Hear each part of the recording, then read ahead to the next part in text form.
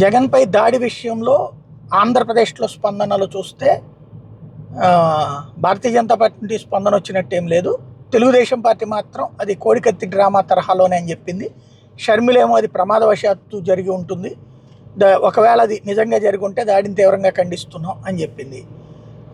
తర్వాతన YSR Congress party Telugu Desam party చేయించింది అన్నటువంటి ఆరోపణ చేసింది. ఇకపోతే సిపిఎం దాడిని తీవ్రంగా ఖండిస్తున్నాం, బాధ్యులను కఠినంగా శిక్షించాలని బాధ్యతాయుతంగా స్పందించింది.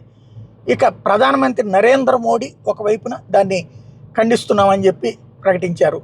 మరొక వైపున స్టాలిన్ తమిళనాడు ముఖ్యమంత్రి కూడా దాడిని ఖండిస్తూ స్టేట్మెంట్ ఇచ్చారు. ఏదైతే పొలిటికల్ డిఫరెన్సెస్ ఉండొచ్చును కానీ అది హింసకి పాల్పడకూడదు అంటూ ప్రకటించారు.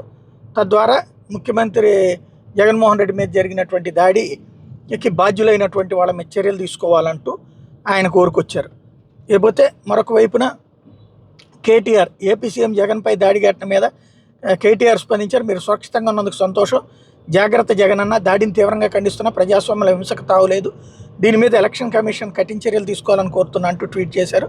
అలాగే ఘటన మీద సమగ్ర దర్యాప్తు జరిపి నిందితులను శిక్షించాలని సిపిఎం ఏపీ కార్యదర్శి శ్రీనివాస్ డిమాండ్ చేశారు. ఇది స్పందనలు.